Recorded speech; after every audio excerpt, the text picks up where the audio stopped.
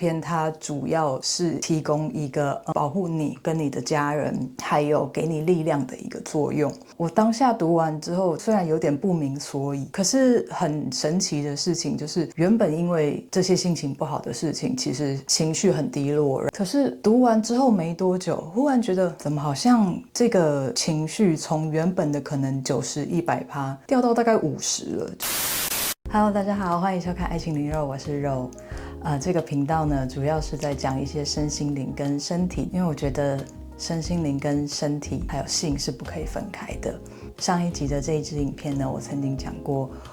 我跟神明就天使女娘娘对话的一个经验。那今天我要来跟大家分享我最近在生命中发生的一个小神迹。我觉得不管大家相信神或是有没有宗教信仰都好，如果大家有留意，其实可以发现，不管你要说是高我，或者是更高维度的智慧，或者是神、上帝、天使等等的，其实无时无刻都在透过各种管道跟我们对话，只是我们有没有注意到而已。在这支影片当中，我曾经讲到说，之前当我人生卡在一个点有点困惑的时候，我就忽然在公车上面遇到了一个陌生的妇女，忽然莫名其妙的讲了一些话，然后指点了我一些当时的秘境。那我这次要分享的这个小神迹呢，我觉得非常的神奇，真的是神奇到不行。就是在大概上个礼拜有几天，我那时候因为一些事情，情绪是还蛮低落的。然后有一天早上，在我平常早上会找一些做瑜伽的影片，在 YouTube 上面找的时候，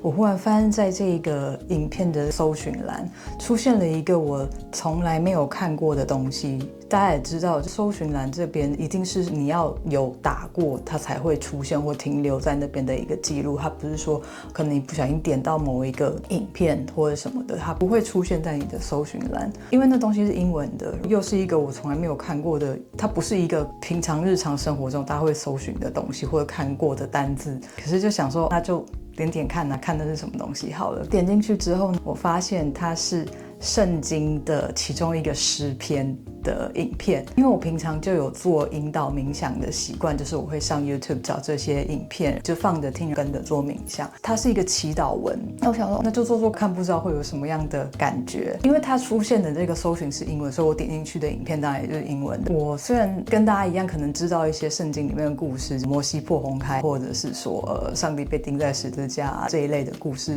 之外，我从来没有真正的去读过圣经本人，所以这些经文，这个诗篇里面的文字对我来说是很陌生的。我虽然说跟着在读，我可以看得懂它字面的意思，可是合起来又有一点不是很能够完全理解。出现在我的搜寻栏里面，找到我的这一个影片，它是圣经的91诗篇。我这边来念一下中文的版本一部分给大家听看看。住在至高者隐秘处的，必住在全能者的荫下。我要论到耶和华说，他是我的避难所，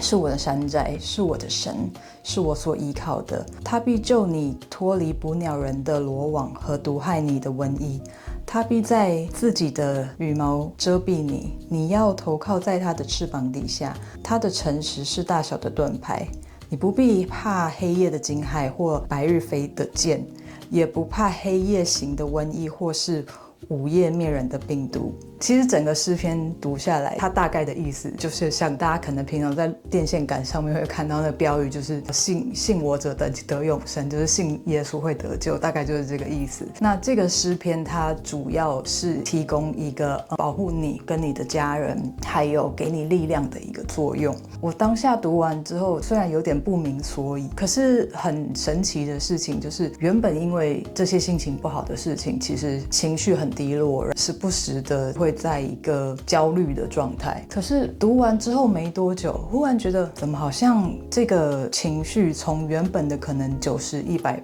掉到大概50%了，就是这个负面的情绪的部分。我觉得是有一点用啊。隔天我就再读了一次之后，那个负面情绪几乎是降到0了。我有一种真的被保护、被祝福的感觉，有一种很脚踏实地的活在这个地球上的感觉。我为什么那么爱做疗愈，就是因为我从来没有过这样子的一种安心的稳定的感觉。可能是因为我的下三轮海底轮很不活跃，从小就是一个没有安全感的孩子，我就是一个焦虑依恋型的人。在这2次的读诵这个经文之后，这个改变很快，而且非常的明显，所以我又去找了其他的诗篇来读。读完之后，我的着地感更强烈了，好像真的有一个无形的力量，好像上帝真的无时无刻的在我身边陪伴着我，告诉我我什么都不需要害怕。祷告当中，我也问了上帝一些问题，希望他给我一些指引。比如说我会问说，如果这件事情应该是怎么样子的，请显现什么样子的事情让我看，让我知道说这件事我应该往这个方向做。我问了3次，每一次我都有得到非常明显的答案跟指引。原本我是打算昨天要录这个影片的，可是中间突然发生了一些事情，所以没有办法继续录下去。那我觉得这也是神的指引，他希望我能够等到今天再来录这影片，因为今天发生了一件更神奇的事情，让我更能够确信神的力量跟神迹。我这阵子跟一个朋友的关系不是很好，已经可以说是降到谷底。我觉得这段关系可能真的是没有办法继续下去了。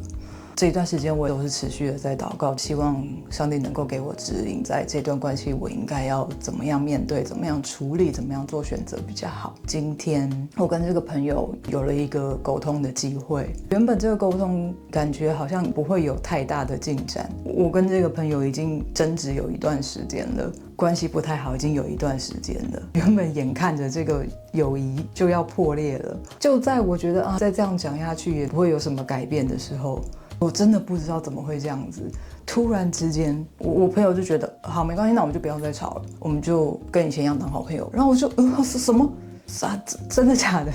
怎么可能？你确定吗？那我们之前吵那样，你知道，这是满头的问号。在当下，我真的是在惊吓的情绪当中，我第一个反应就是这一定是神的旨意跟神的出手相助，不然这真的是太不合理了。我没有见过这样子的事情。在那个对话结束之后，我马上在心里感谢神的帮忙，光是让我的心情稳定跟感受到被支持、被照顾、被关爱的这件事情，就已经足以让我觉得很神奇了。因为这是在我做了那么多年的疗愈都没有得到那么强烈的感受的。可能每个人有缘分的神不同，或者是说每个人适合的疗愈方式不太一样，但是对于我这一次能够找到神，其实我觉得更奇妙的是，根本不是我找到他，是神主动来找我。